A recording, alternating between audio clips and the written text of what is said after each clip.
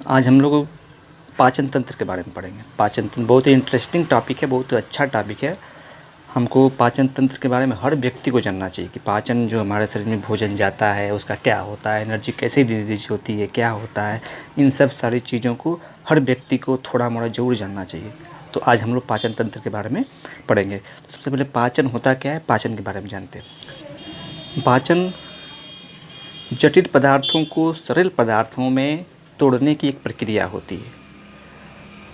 अब जटिल क्या होता है, जैसे इस तरह समझिए, जैसे जो भी हम भोजन लेते हैं तो वो बहुत बड़ा होता है। जैसे सपोज दैट ये रोटी है, ये रोटी के अंदर विटामिन से, मिनरल्स यानी सारे पोषक तत्व इसके अंदर भरे पड़े हुए हैं, लेकिन इसकी एनर्जी, इसके पोषक तत्व हमारे प्रत्येक सेल को मिलना चाहिए। तो इस तरह तो मिलेगा नहीं कि रोटी है और खट से छुआ लिया और मिल गया। तो ये जटिल पदार्थ है।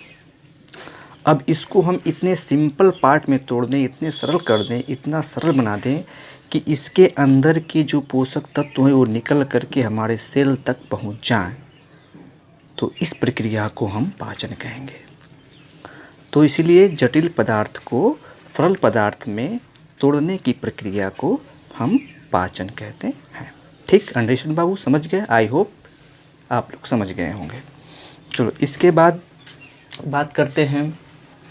पाचन तो होता है, ठीक है, लेकिन पाचन सारे पोषक तत्वों का नहीं होता है, ये भी कन्फर्म है। अब पोषक तत्व तो खनिज हैं, खनिज लवण है, कार्बोहाइड्रेट है, प्रोटीन है, विटामिन से, वसा है, ये सारे के सारे पोषक तत्व हैं जो कि हमारे भोजन में पाए जाते हैं। लेकिन उसमें से जो जल है, जल, विटामिन और खनिज लवण, इसका पाचन नहीं होता, क्योंकि इतने छोटे होते हैं, इनके इतने छोटे होते हैं कि इनके तोड़ने की कोई आवश्यकता ही नहीं पड़ती है। इसको हमारा बॉडी ऑटोमेटिक अपने आप इसको एब्जॉर्ब कर लेता है, सोख लेता है। अब इसके अलावा जो भी पोषक तत्व बचते हैं, चाहे वो प्रोटीन हो चाहे वसा हो, उसका पाचन होता है। अब और क्या कहते हैं कि पाचन जो होता है वो फिजियोकेमिकल प्रक्रिया है, यानी भौतिक रासायनिक प्रक्रिया है। कैसे भौतिक रासायनिक प्रक्रिया है? जब भोजन को अपने मुंह में रखते हैं तो उसको टीथ के माध्यम से, उसको सलाइवा के माध्यम से, उसको छोटे छोटे टुकड़े में तोड़ते हैं और तोड़ते हैं और साथ में जो लार निकलती है, लार के अंदर केमिकल्स होते हैं, एंजाइम्स होते हैं जो कि उसमें मिल जाते हैं। यानी दांतों से उसको तोड़ने की प्रक्रिया फिजिकल हो गई और उसके अंदर लार के द्वारा केमिकल मिलाने की प्रक्रिया, एंजाइम को मिलाने की प्रक्रिया, वो जो है एक तरह का केमिकल हो गया। तो दोनों मिल करके फिजियोकेमिकल प्रक्रिया होती है, यानी पाचन को हम फिजियोकेमिकल प्रक्रिया के नाम से भी जानते हैं। और पाचन का मुख्य कार्य जो होता है वो ऊर्जा को निकालना होता है। पाचन का मुख्य कार्य ऊर्जा को भोजन से निकालना होता है। यानी जब निकल लगता है मेरे सारी बॉडी में बहुत सारी ताकत आ गई, जब तक ऊर्जा रिलीज नहीं होगी तब तक हमको उसका एहसास नहीं होगा। यानी पाचन का मुख्य कार्य ऊर्जा का निकालना होता है। इसको एकदम माइंड में बिठा के रखना, भूलना नहीं। दूसरी बात, पाचन तंत्र। पाचन तंत्र क्या होता है? पाचन तंत्र वह तंत्र है जो हमारे भोजन को पचाने में सहायता करता है, या फिर इस तरह से भी हम कह सकते हैं कि भोजन को पचाने के लिए वह अंगों का वह समूह जो मिल करके भोजन को पचाता है, उसे हम पाचन तंत्र कहते हैं।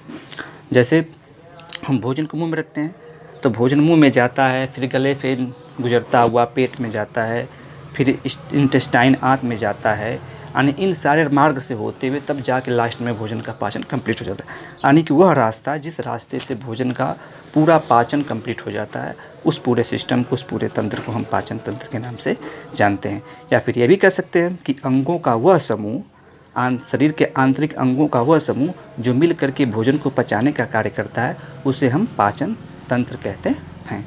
अब पाचन तंत्र के दो रूप होते हैं। पाचन तंत्र दो रूपों में कंप्लीट होता है। पहला आहार नाल और पाचन ग्रंथि। यानी आहार नाल और पाचन ग्रंथि दोनों मिल करके भोजन के पाचन को कंप्लीट करते हैं। तो आहार नाल में कौन कौन से अंग पाए जाते हैं, कौन कौन से उसके पार्ट पाए जाते हैं? तो आहार नाल में मुख गुहा पाई जाती है। गुहा का मतलब होता है खाली जगह। जैसे मुंह है, मुंह के अंदर जो खाली स्थान है उसको मुख गुहा कहा जाता है। इसके बाद ग्रास नली, यानी भोजन जब मुंह में होता है तो जिस रास्ते से होते हुए वो स्टमक के अंदर, आमाशय के अंदर जाता है, उसको ग्रास नली या फूड पाइप के नाम से जानते हैं। इसके बाद भोजन जहाँ जाके इकट्ठा हो जाता है, ये यहाँ पे जहाँ इकट्ठा हो जाता है उसको हम अमाशय कहते हैं या स्टमक कहते हैं। उसके बाद छोटी आंत आती है, फिर बड़ी आंत आती है। इसके बाद उसमें भोजन का पाचन कंप्लीट होता है और फिर एनस के माध्यम से जो वेस्ट मटेरियल्स होते हैं उसको बाहर निकाल दिया जाता है। यानी आहार नाल के इतने सारे अंग होते हैं, मुख, गुहा, ग्रासनली, अमाशय, छोटी आंत, बड़ी आंत और गुदा। इसके बाद जब भोजन आहार नाल से गुजरता है तो साथ में उसमें कुछ रस मिलते रहते हैं। कुछ ऐसी ग्रंथियाँ होती हैं जो उसमें एंजाइम छोड़ती रहती हैं, कुछ रसायन तत्व छोड़ी जाती हैं। तो उन ग्रंथियों उसे भोजन का पाचन कंप्लीट होता है। तो वो ग्रंथियाँ कौन कौन सी हैं? लार ग्रंथि, जो कि हमारे जब बक्कल कैविटी में या मुख गुहा में भोजन को हम छोटे छोटे पार्ट में डिवाइड करते हैं तो वहाँ से लार निकलती है, वो लार ग्रंथि से निकलती है। जठर ग्रंथि, ये हमारे जो है पेट के अंदर पाई जाती है। पेट में जठर ग्रंथि होती है, उससे गैस्ट्रिक जूस निकलता है, जठर रस निकलता है। फिर इसके बाद लीवर है, पित्ताशय है, लीवर से पित्त निकलता है। इसके बाद आंत्र ग्रंथि, आंत में जो ग्रंथियाँ पाई जाती हैं उसे आंत्र ग्रंथि कहते हैं।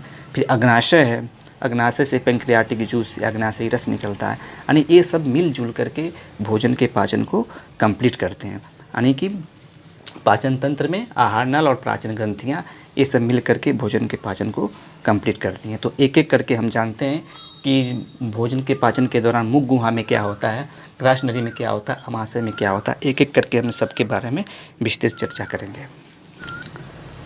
माउथ कैविटी में जो होता है क्या होता है उसके हम ध्यान से समझेंगे कि पाचन जो प्रारंभ होता है तो सबसे पहले हम भोजन को अपने मुंह पे रखते हैं, बक्कल कैविटी में रखते हैं। तो वहाँ पे कौन कौन सी एक्टिविटीज़ होती हैं उसको हम ध्यान से समझेंगे। वो ध्यान से समझना बाबू, तब समझ में आएगा, समझ में आया होगा नहीं। ध्यान से एकदम बढ़िया से कंसंट्रेट होकर इसको समझो। बहुत ही अच्छी चीज़ है कि भोजन हमारे बक्कल कैविटी में जाता है तो उसके साथ कौन कौन सी घटना घटित होती है एक एक करके हम पढ़ेंगे।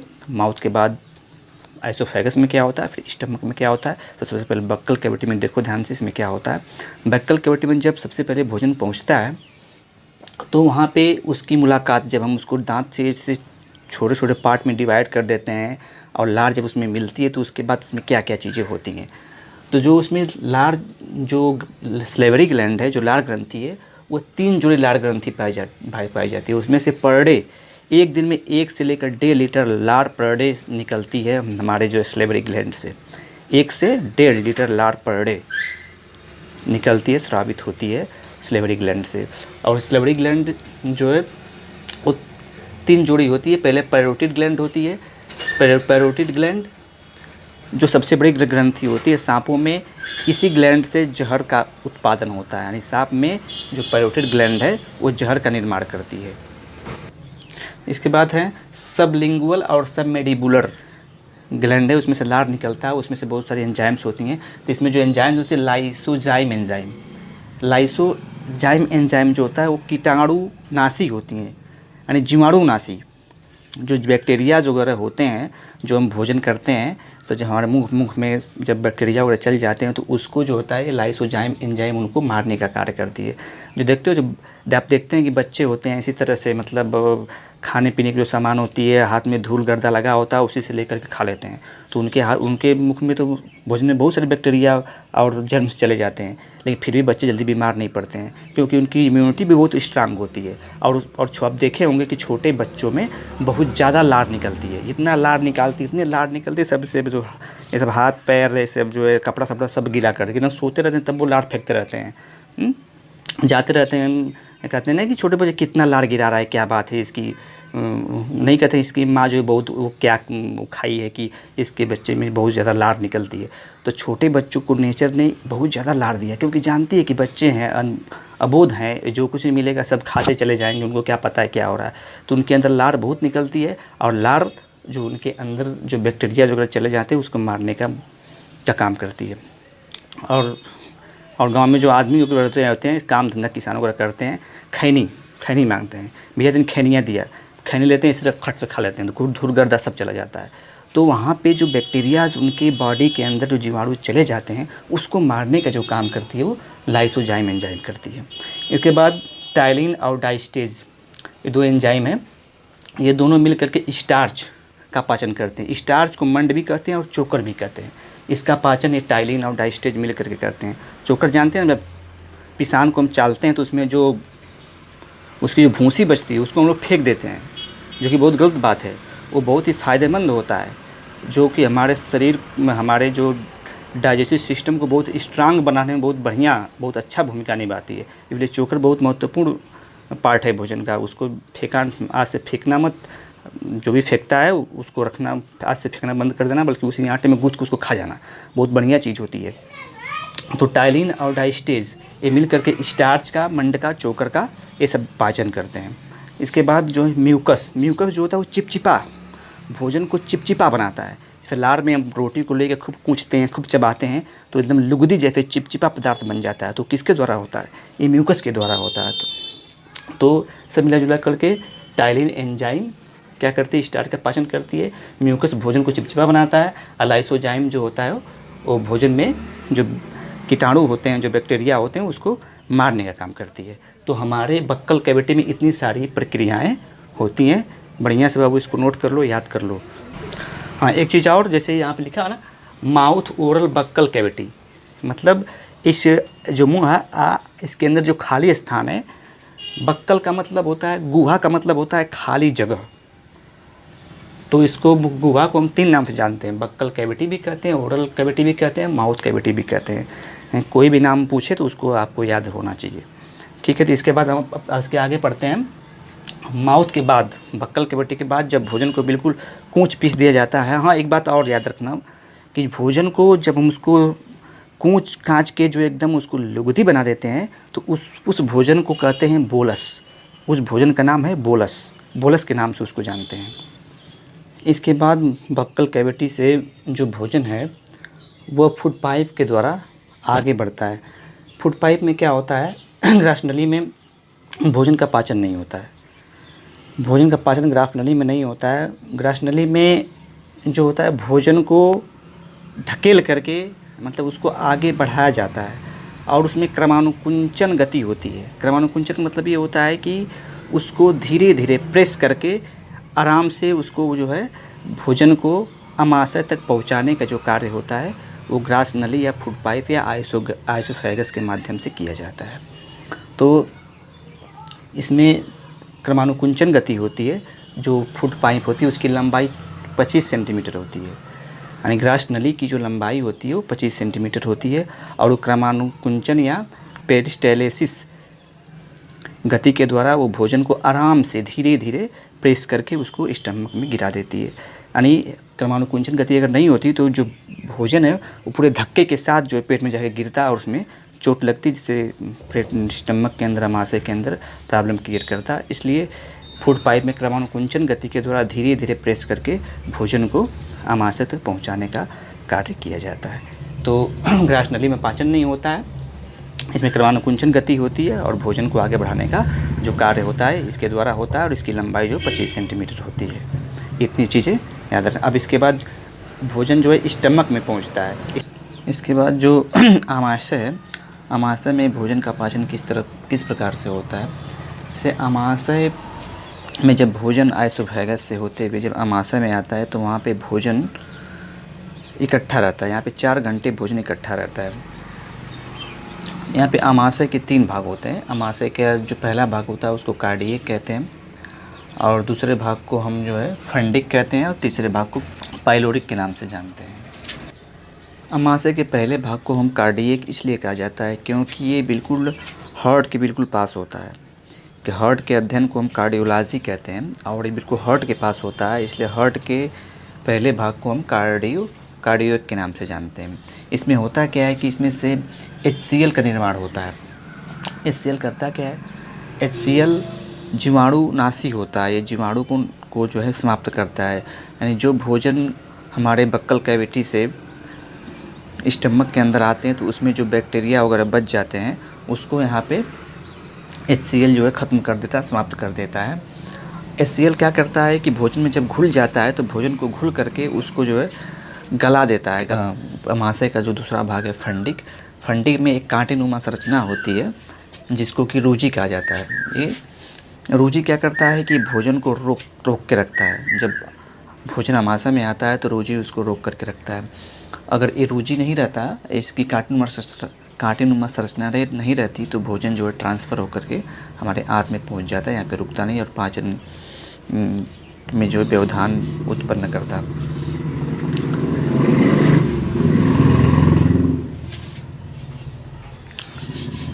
ये जो रोजी है, जब आदमी भूखा रहता है या फिर व्रत रहता है तो उसको भूख का अनुभव होता है, यानी उसके पेट में चुभन सी होती है, तो ये रोजी नामक संरचना की वजह से ही होती है। उसको भूख का एहसास होता है या फिर पेट में ऐंठन सी होती है व्रत रहने की वजह से या कुछ न खाने की वजह से। और इसके बाद जो भोजन का तीसरा अमाशय का जो तीसरा भाग है उसको पाइलोरिक के नाम से जानते हैं। पाइलोरिक में कुछ ग्रंथियाँ होती हैं, इसके किनारे पे इस तरह से ग्रंथियाँ होती हैं जिसको गैस्ट्रिक ग्लैंड के नाम से जानते हैं। इस गैस्ट्रिक ग्लैंड से गैस्ट्रिक जूस निकलता है जिसको जठर रस कहा जाता है। इसमें जठर रस में दो तरह की एंजाइम्स पाई जाती हैं, एक को हम रेनिन कहते हैं, दूसरे को पेप्सिन कहते हैं। रेनिन क्या करता है कि मिल्क में केसिन प्रोटीन होती है, तो मिल्क को एक कर्ड के रूप में परिवर्तित कर देता है, कर्ड यानी दही बना देता है। यानी हम कह सकते हैं कि रेनिन मिल्क में जो केसिन प्रोटीन है उसका पाचन करता है, उसको जो है कर्ड में रूपांतरित कर देता है। इसलिए कहा जाता है कि जो बुजुर्ग व्यक्ति हैं उनका डाइजेस्टिव सिस्टम जो है बहुत वीक हो जाता है और वो मिल्क को डायरेक्ट पचा नहीं पाते हैं, इसलिए उनको दूध के स्थान पर कर्ड देना, दही देना सही रहता है। क्योंकि उसमें मिल्क जाएगा तो मिल्क को पचा ही नहीं पाएंगे, क्योंकि उनमें पचाने की क्षमता जो है बहुत वीक हो जाती है। यानी कह सकते हैं कि रेनिन प्रोटीन जो है उतना अधिक मात्रा में नहीं बन पाती है कि वो मिल्क को पचा सकें। इसलिए बुजुर्ग व्यक्तियों को मिल्क वगैरह देने पे उनके पेट में गैस वगैरह बनने लगती है, इसलिए उनको मिल्क न दे करके कर्ड यानी दही देना उचित रहता है। दूसरा है पेप्सिन। पेप्सिन क्या करता है? पेप्सिन प्रोटीन को पेप्टोन में तोड़ता है। यानी पेप्सिन जो होता है, जो प्रोटीन हमारे आमाशय में भोजन के अंदर रहता है, उसको पेप्टोन में तोड़ने का कार्य करता है। यानी सब मिलाकर के पाचन तंत्र के आमाशय में जो भोजन होता है वो इतना लुगदीनुमा बन जाता है कि उस संरचना को हम काइम के नाम से जानते हैं। एक बात और, जब हम अधिक भोजन कर लेते हैं, शादी विवाह में लोग जाते हैं तो बहुत अधिक भोजन कर लेते हैं, या फिर किसी कारणवश अगर अधिक हम खा लेते हैं, तो उस कंडीशन में क्या होता है कि भोजन को पचाने के लिए हमारे स्टमक की दीवार से बहुत अधिक मात्रा में HCl निकलना स्रावित होने लगता है। अब ज़्यादा भोजन हो गया तो उसको पचाना ज़रूरी है, तो स्टमक की दीवारों से HCl निकलेगा ही। और जब HCl उसमें मिक्स होता है तो उसमें बहुत गैस रिलीज होती है। उसको पचाने के लिए जब अधिक मात्रा में हम भोजन कर लेते हैं तो भोजन को पचाने के लिए HCl भी बहुत अधिक मात्रा में निकलता है, और जब अधिक मात्रा में निकलता है तो उसको पचाने पर जब वो पचाता है तो उसमें से गैस रिलीज होती है, गैस उत्पन्न होती है। जब उसमें से गैस उत्पन्न होती है तो वो गैस हमारे मुंह के माध्यम से बाहर निकलती है, तो उसको हम कहते हैं कि कच्ची डकार आ रही है, खट्टी डकार आ रही है, धुआं डकार आ रही है, गाँव में तरह तरह के नामों से कहते हैं, और उनको असहजता महसूस होती है। तो उस कंडीशन में क्या करते हैं कि मिल्क ऑफ मैग्नीशिया दिया जाता है। मिल्क ऑफ मैग्नीशिया मतलब इनो जो होता है, मैग्नीशियम हाइड्रॉक्साइड का घोल दिया जाता है जो कि इनो के फॉर्म में होता है। तो वो क्या करता है कि जब वो स्टमक में जाता है तो एसिड को वो न्यूट्रलाइज कर देता है, क्योंकि मैग्नीशियम ऑक्साइड क्या है, एक तरह का क्षार है, और HCl क्या है, अम्ल है। तो अम्ल जब बेस से मिलता है तो दोनों एक दूसरे से मिलकर न्यूट्रलाइज हो जाते हैं, और इस तरह से हमको जो है उसमें आराम मिल जाता है। तो सब मिला के कहने का मतलब ये है कि हमारे इस पाचन तंत्र में, आमाशय में इतनी सारी प्रक्रियाएँ होती हैं, और इस सारी प्रक्रियाओं के होने के बाद जो भोजन जिस फॉर्म में कन्वर्ट हो जाता है उसको काइम कहते हैं, और भोजन उसमें जो है अम्लीय माध्यम में उपस्थित रहता है। जो काइम होता है वो अम्लीय माध्यम में होता है। एक विद्यार्थी ने ये क्वेश्चन पूछा कि सर ये बताइए कि HCl जब हमारे स्टमक में इतना अधिक निकलता है तो हमारे स्टमक की दीवारें जल क्यों नहीं जाती हैं? क्योंकि एसिड का स्वभाव होता है जलाना, तो ऐसा क्यों नहीं होता है कि HCl HCl निकलता है, तो उसके आधार पे तो हमारे स्टमक में जलन होनी चाहिए या स्टमक की दीवारों को नुकसान पहुंचाना चाहिए। तो उसकी सीधी सीधी बात ये है कि जो स्टमक की दीवारें होती हैं वो म्यूकोसा की बनी होती है, म्यूकोसा ऊतक की बनी होती है, और म्यूकोसा जो ऊतक होती है वो क्षारीय होती है। और आप जानते हैं कि क्षार और अम्ल दोनों जब एक दूसरे से मिलते हैं तो एक दूसरे को न्यूट्रलाइज कर देते हैं, इसलिए HCl जो होता है हमारे स्टमक की दीवारों को नुकसान नहीं पहुंचाता है। इसके बाद लीवर है। लीवर में क्या होता है कि लीवर हमारे शरीर के दाहिने साइड में पसली के पास, पसलियों के नीचे स्थित होता है। कुछ पार्ट उसका पसली के अंदर होता है, कुछ जो पसली के नीचे होता है और बिल्कुल दाहिने साइड में होता है। इसका रंग जो है धूसर रंग का होता है। ये धूसर रंग का, धूसर का मतलब ये होता है कि जो मिट्टी का बर्तन, जो पका हुआ मिट्टी का बर्तन होता है उसका जो रंग आप देख रहे हो उस तरह के रंग का लीवर का कुछ रंग होता है। यानी गाढ़ा पका हुआ जो मिट्टी का बर्तन जिस रंग का होता है उसी रंग का हमारा लीवर होता है और दाहिने साइड में स्थित होता है। लीवर में होता क्या, लीवर में पित्तरस का निर्माण होता है। लीवर में पित्तरस का निर्माण होता है और ये पित्तरस जब लीवर से बन करके गाल ब्लैडर यानी पित्ताशय में आकर के इकट्ठा रहता है। पित्ताशय में जब आके इकट्ठा हो जाता है तो जब भोजन आमाशय से आंत की तरफ बढ़ता है तो पित्ताशय अपने पित्तरस को थोड़ा थोड़ा करके उस भोजन में मिलाता रहता है, और जब उस भोजन में उसको मिला देता है तो भोजन का जो माध्यम होता है वो क्षारीय हो जाता है। हाँ, एक बात आप बिल्कुल याद रखना कि जब भोजन स्टमक के अंदर था तो उसमें HCl मिला था, HCl यानी हाइड्रोक्लोरिक अम्ल मिला था। उसके मिलने की वजह से जो भोजन था वो हमारा अम्लीय माध्यम में कन्वर्ट हो गया था। लेकिन जैसे ही वो आमाशय से निकल करके इंटेस्टाइन की तरफ बढ़ता है तो लीवर से जो पित्तरस है वो गाल ब्लैडर से थोड़ा करके उस भोजन में मिलता रहता है, जिसकी वजह से भोजन का जो माध्यम है वो अम्लीय से क्षारीय माध्यम में कन्वर्ट हो जाता है। यानी कह सकते हैं कि जो गाल ब्लैडर है उसमें का जो पित्तरस है, पित्तरस भोजन को क्षारीय माध्यम में कन्वर्ट करने का कार्य करता है। इसके अलावा जो पित्तरस है, पित्तरस का pH 8 होता है जी, पित्तरस का pH 8 होता है। इसको बिल्कुल माइंड में बिठा कर रखना आप। और ये करता है वसा का पाचन करता है। जो पित्तरस है वह एंजाइम नहीं है, पित्तरस एंजाइम नहीं है, लेकिन यही एक ऐसा रसायन है, ऐसा तत्व है, ऐसा एंजाइम तो नहीं कहेंगे लेकिन एंजाइम न रहते हुए भी यही एक ऐसा रस है जो भोजन का पाचन करता है। इसके अलावा ऐसा कोई ऐसा मतलब रसायन नहीं है। जो भी रसायन होता है वो एंजाइम होता है और भोजन का पाचन करता है, लेकिन पित्तरस एंजाइम न होते हुए भी भोजन का पाचन करता है। और भोजन में किसका पाचन करता है? फैट का पाचन करता है।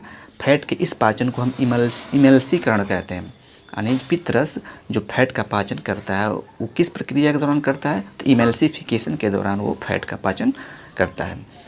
दूसरी बात कि ये जो लीवर होता है, लीवर ऐसे ही नहीं पित्तरस का निर्माण करता है, उसमें से कोलेसिस्टोकाइनिन हार्मोन निकलता है।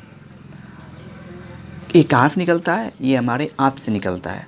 आंत से कोलेसिस्टोकाइनिन हार्मोन्स निकलता है और वो लीवर को उत्तेजित करता है, और वो लीवर इस हार्मोन के से उत्तेजित होने के बाद वो पित्तरस का स्रावण करता है, जो आकर के इस गाल पित्ताशय में इकट्ठा हो जाता है। ये यकृत है, यकृत से पित्तरस निकलता है और किससे एक्साइट होता है? वो कोलेसिस्टोकाइनिन हार्मोन से निकलता है।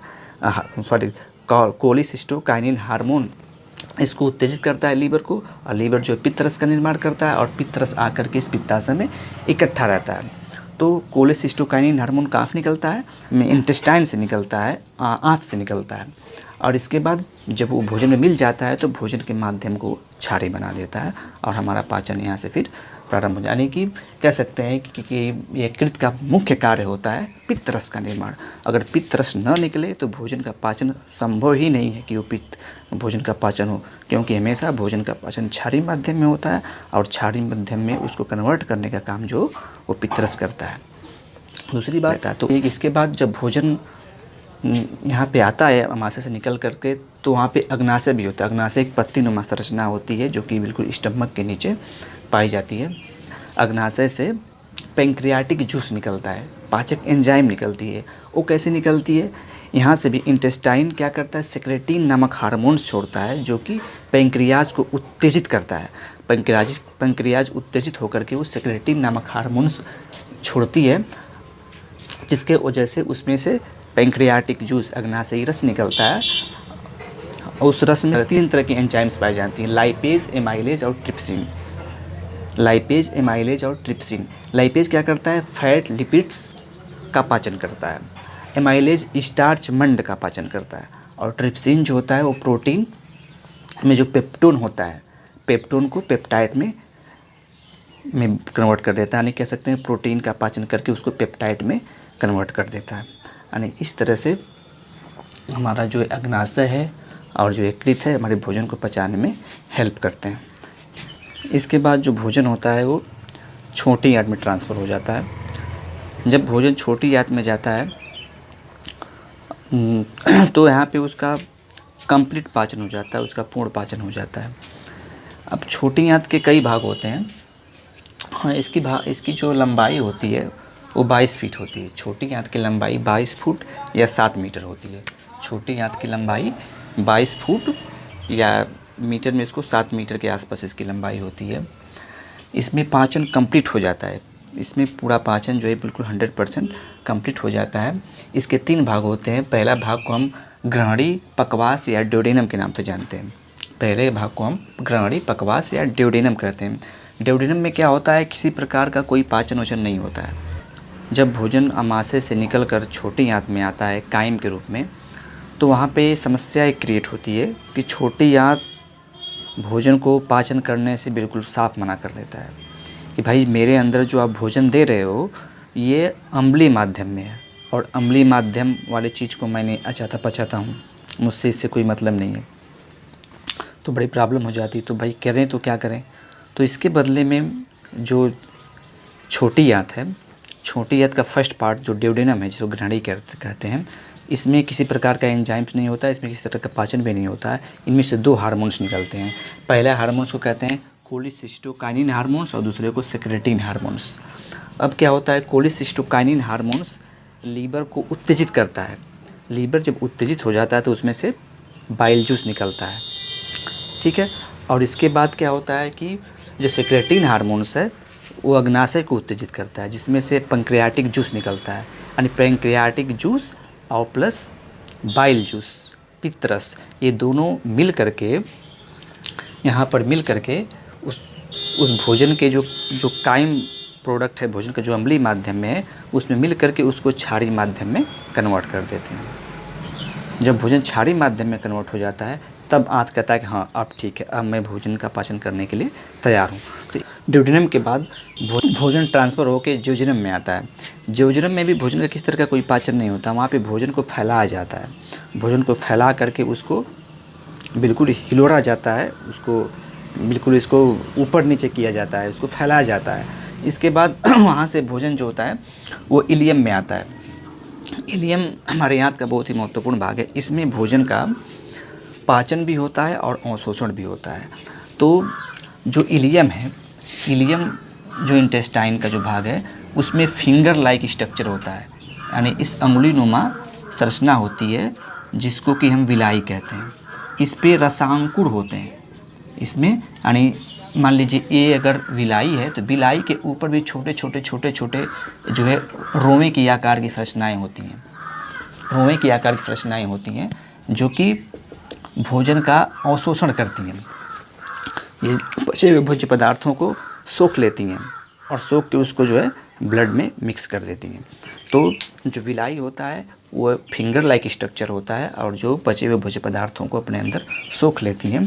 इसके अलावा इसमें से इरेप्सिन नामक एंजाइम निकलती है। इरेप्सिन क्या करती है कि पेप्टाइड प्रोटीन का एक पार्ट है, पेप्टाइड को अमीनो एसिड में कन्वर्ट कर देती है और ये भी विलाई के द्वारा अवशोषित कर लिया जाता है। यानी इतना कार्य जो होता है वो हमारी छोटी आंत में भोजन को पचाने के लिए किया जाता है। इसके बाद जो पचा हुआ भोजन है वो तो अवशोषित हो गया, लेकिन इसके अवशोषण के पश्चात अब क्या बच गया, उसमें पानी बच गया।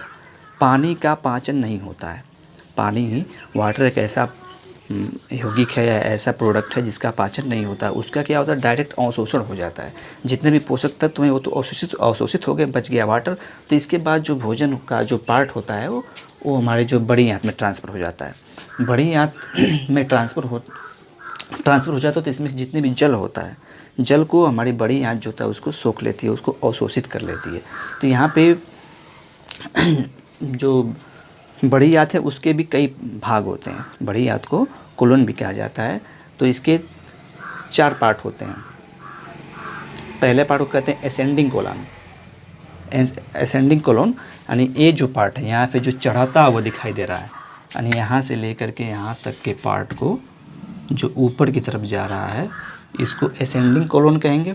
और इसके बाद जो क्षैतिज है, तो जो क्षैतिज है जो इनको हम ट्रांसवर्स कोलन कहते हैं। फिर जो नीचे यहाँ से उतर रहा है इसके उतरते हुए पार्ट को हम डिसेंडिंग कोलन करते हैं। और फिर इसके बाद थोड़ा सा और नीचे इधर को जो घूम रहा है इसको हम सिग्मॉइड कोलन कहते हैं। और इसके बाद जो ये चौड़ी सी संरचना दिख रही है इसको रेक्टम कहते हैं, रेक्टम या मलाशय कहते हैं। यानी भोजन के में से जल के अवशोषण के दौरान जो भी वेस्ट मटेरियल्स बच जाते हैं वो आकर के इसमें मलाशय में इकट्ठा हो जाते हैं। रेक्टम में भोजन का जो पार्ट, जो वेस्ट मटेरियल्स बच जाता है उसको हम काइल के नाम से जानते हैं। एक बात याद रखना, आप बिल्कुल बढ़िया से याद रखना, जब भोजन मुंह में गया था तो जब उसको छोटे छोटे पार्ट में डिवाइड कर दिया गया तो इसको हम बोलस के नाम से जानते थे। फिर वहाँ पे स्टमक में आया, स्टमक में जो भोजन का जो फॉर्म का जो रूप बना, स्टमक के अंदर भोजन जिस रूप में पाया जाता है उसको हम काइम के नाम से जानते हैं। अब काइम के बाद पचने उचने के दौरान जो वेस्ट मटेरियल्स रेक्टम में आकर इकट्ठा हो जाता है मलाशय में, उस पार्ट को हम काइल के नाम से जानते हैं। तो यानी कि भोजन किन किन रूपों में रूपांतरित हुआ, पहले माउथ में गया, बक्कल कैविटी में गया तो उसको हम क्या किए, उसको क्या कहे, हम बोलस कहे। बोलस के बाद फिर क्या बना, स्टमक में आया, आंत में आया तो क्या बना, वहाँ पे काइम बना। अब काइम के बाद जब उसमें से पोषक तत्व तो अवशोषित हो गए, जल बड़ी आंत के द्वारा अवशोषित हो गया, तो इसके बाद भोजन का जो पार्ट बच गया उसको हम काइल के नाम से जानते हैं। तो ये तीनों चीज़ माइंड में बाबू याद रखना। तो इस तरह से हमारे इस भोजन का कंप्लीट पाचन यहाँ पे हमारा छोटी आंत में हो जाता है। अब कभी भी क्या होता है, ये रेक्टम में जब मलाशय भाई इकट्ठा हो गया तो मलाशय क्या है, एक वेस्ट मटेरियल्स है। और वेस्ट मटेरियल हमारे बॉडी के लिए बिल्कुल नुकसानदायक होते हैं, टॉक्सिक होते हैं। तो इसको हमारे बॉडी से बाहर निकालने की आवश्यकता होती है।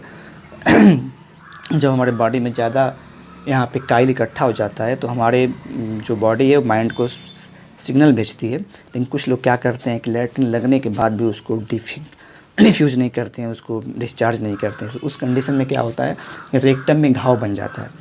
रेक्टम में घाव बनने की वजह से वहाँ पे क्या होता है, पेन स्टार्ट हो जाता है जो कि बवासीर बन जाता है। इसलिए कभी भी इस वेस्ट मटेरियल्स को अपने बॉडी में रोक के नहीं रखना चाहिए। रोकने से क्या होता है कि कब्ज़ की समस्या भी हो सकती है। तो इस तरह से हमारा ये पाचन तंत्र जो है पूरा कंप्लीट हुआ। इसके बाद एक चीज़ और है, प्रोटीन का पाचन आमाशय से होते हुए प्रोटीन का पाचन किन किन रूपों में कैसे कैसे होता है, एक बार और इसको बाबू ध्यान से आप कंसंट्रेट होकर सुन लो, समझ लो। आमाशय का जो पेप्सिन है वो भोजन में उपस्थित प्रोटीन को पेप्टोन में तोड़ता है। और इसके बाद जब प्रोटीन पेप्टोन बन जाता है तो अग्नाशय से ट्रिप्सिन एंजाइम निकलता है जो कि पेप्टोन को पेप्टाइड में तोड़ देता है। इसके बाद छोटी आंत से इरिप्सिन एंजाइम निकलता है जो पेप्टाइड को अमीनो एसिड में तोड़ देता है, जो कि विलाई के द्वारा अवशोषित होकर हमारे सेल तक पहुंच जाते हैं। इसके बाद जो भोजन होता है, भोजन किन किन रूपों में तोड़ता है, भोजन जब हमारे बक्कल कैविटी में मुख गुहा में पहुँचता है तो उस समय भोजन का जो फॉर्म होता है, जो रूप होता है, उसको हम बोलस के रूप में जानते हैं। और जब भोजन स्टमक आमाशय में पहुंच जाता है तो आमाशय में भोजन का जो रूप होता है उसको हम काइम के रूप में जानते हैं। इसके बाद भोजन पचने के पश्चात जब रेक्टम मलाशय में जाकर इकट्ठा हो जाता है मल के रूप में, तो उसके उस फॉर्म को हम काइल के रूप में जानते हैं। यानी कि भोजन का रूपांतरण इस तरह से होता है, मुंह में है तो बोलस कहेंगे, स्टमक में है तो काइम कहेंगे, और रेक्टम में मल बन गया तो काइल कहेंगे। इन सब चीज़ों को याद रखना। और दूसरी बात कि पाचन के चरण क्या क्या होते हैं, किन किन चरण से होकर के पाचन गुजरता है। तो जब हम पहले भोजन को अपने बक्कल कैविटी में रखते हैं, बक्कल कैविटी में लेते हैं, तो उस प्रक्रिया को इनगेशन कहते हैं। इंजेक्शन नहीं, इनगेशन, याद रखने वाली बात है। लोग इंजेक्शन बोल देंगे तो इंजेक्शन नहीं, जैसे ही भोजन हमारे मुंह में चला गया तो उस प्रक्रिया को हम कहते हैं इनगेशन। और जैसे उसका पाचन प्रारंभ हो गया, पाचन की प्रक्रिया शुरुआत हो गई, इसमें एंजाइम्स वगैरह मिलना शुरू हो गए, तो उस कंडीशन को हम डाइजेशन कहते हैं। अब डाइजेशन जैसे ही कंप्लीट हुआ तो इसमें से जो मटेरियल्स होते हैं, जो पोषक तत्व होते हैं, उसका हमारे आंत में क्या होता है, एब्जॉर्प्शन हो जाता है। एब्जॉर्प्शन हो जाने के बाद उस मटेरियल से फिर क्या होता है, एसिमिलेशन, एनर्जी निकल जाती है, यानी एनर्जी निकलने की प्रक्रिया को हम एसिमिलेशन कहते हैं। इसके बाद जो वेस्ट मटेरियल्स बच जाते हैं उसको शरीर से बाहर निकालने तक की प्रक्रिया को हम डिफेक्शन कहते हैं। एंड डिफेक्शन के द्वारा हम अपचित भोज्य पदार्थ को शरीर से बाहर निकाल देते हैं, रिजेक्ट कर देते हैं। तो इस तरह से पाचन तंत्र बिल्कुल कंप्लीट हो गया है। बस आज के लिए इतना ही। अगले नेक्स्ट चैप्टर को हम अगली क्लास में देखेंगे। तब तक के लिए जय हिंद, नमस्कार।